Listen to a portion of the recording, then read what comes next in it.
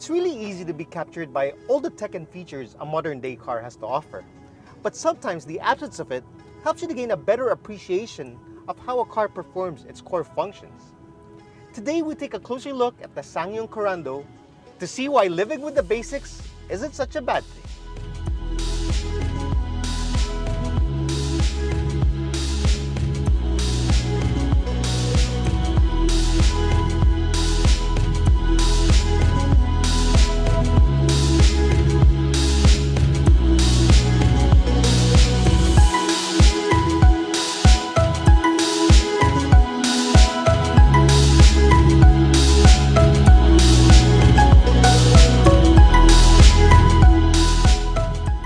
SsangYong is known as Korea's SUV specialist, and the Korando is their compact crossover. Now, as the word suggests, this does look compact, but it's worth noting that this is actually a bit wider than a CR-V. And its small size does not translate to a cramped interior space, but we'll talk more about that later. Up front, you get sharp lines, and overall, it's a really boxy design. There's this small grille, which really isn't a grille except for this small air intake here. But it's a departure from what everyone else is doing, where they give you these humongous grills. So this is going against the grain, or against the trend, so to speak. You get sleek projector headlights with LED DRLs. And the LED fog lamps are also a departure from what you typically see. Now the boxy design is carried over along the side, and you'll see that the greenhouse is quite small, especially in the absence of a quarter glass window, which really makes it even more compact to look at. You do get black body cladding, but nothing too outrageous.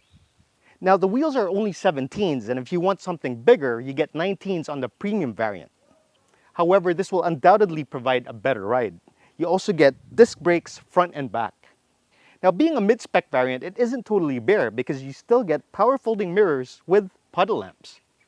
Now at the back you get LED taillights and rear fog lamps, so you really can't accuse this of falling under poverty spec. And besides, the fact that you hardly see any of these on the roads means that it comes with a certain degree of exclusiveness, and that alone gives it a premium vibe.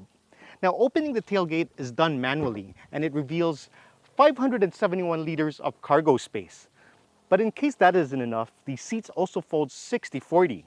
You'll also see that this is an extremely flat floor. There's hardly any load lift. See, I told you there wasn't a compromise when it comes to interior space, but let's check out the rest of the interior.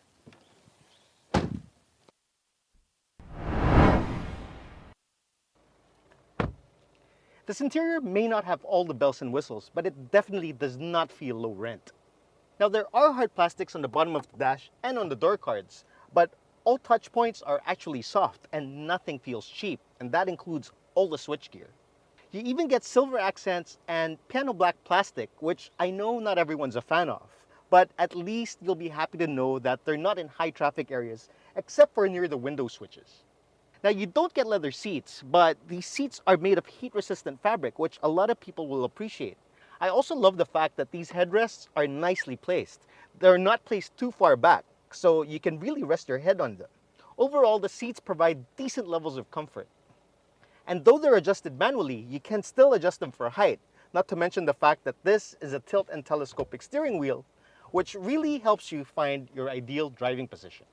For the most part, the ergonomics are pretty good, as almost everything is well within reach. The only thing I find somewhat counterintuitive is the seek switch, where you have to move it down to move to the next track, and you move it up to go to the previous track. And then when you put the gear selector into manual mode, you move it up to shift up and move it down to shift down. And it should really be the other way around. But almost 80% of cars are like this, and at least you get paddle shifters. Nonetheless, it doesn't take too long to get used to how everything here works. Now, one thing that makes it quite obvious that this is a mid-spec variant is just the sheer number of blank switches there are around the gear selector. But again, this is a no-frills interior, and personally, I don't mind that you don't have a push-start system or an electronic park brake, because time will come where we're going to start to miss these mechanical features. The infotainment system comes in the form of this 8-inch touchscreen, which again isn't the biggest thing out there, especially by today's standards, but at least it comes with Android Auto and Apple CarPlay, plus a reverse camera. And again, having physical knobs and buttons is always something I appreciate. Moving on to the instrument cluster, it's mostly analog because you get an analog tach and speedometer, which makes it really easy to read. But you also get a small multi-information screen, which aside from showing your temp and fuel readings, it also shows you the direction your wheels are pointed. And I think that's a really nice touch. Your AC controls are also operated manually, which again I don't mind because I always appreciate physical knobs and buttons. One thing I wish this did have was rear air vents. But the AC is able to cool the entire cabin. Space at the back is more than adequate, as you'll see there's decent head and leg room, and you don't sit too upright. The headrests are also nicely placed.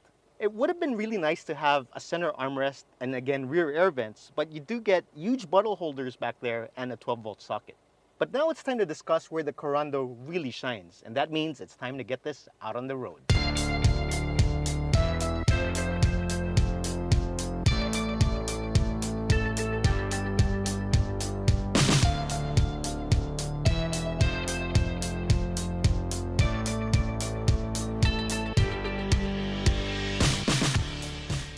So under the hood of the SsangYong Korando, you get a 1.6-liter turbocharged diesel engine, which puts out 136 horsepower and 324 Newton meters of torque. Now the best part about this is that peak torque comes in at 1500 RPM, and it stays there around 2500 RPM. So there's always power on demand, especially on the low end of the rev range. This also comes with a 6-speed automatic transmission. And I really don't think that works as a disadvantage, because even if its competitors offers more gears or CVTs and DCTs, at least you don't have to deal with the droning of a CVT or the jerkiness of a DCT. And the fact it doesn't have as many gears as, let's say, the Honda CR-V, that's also fine, because at least it doesn't gear hunt as much. And when you sprint to 100 kilometers an hour, it doesn't shift gears all so often. In fact, I think the engine and transmission combo of this is its main highlight, because it just offers usable power without the compromise of fuel efficiency. In fact, that's even the bonus, because in the city, this can do 15 kilometers per liter, and out on the highway, you can get over 20 kilometers per liter, which is just sensational. And when I say usable power, what I mean by that is it's power that you feel under normal driving conditions, which means this car is always very effortless to drive and is always quick to respond to your throttle input. And for a daily driver, that is more important. But that's not where the good stuff ends, because this also has a fully independent suspension, which means you get a multi-link suspension at the back. And that's something even your passengers will benefit from, because the ride here is always so comfortable.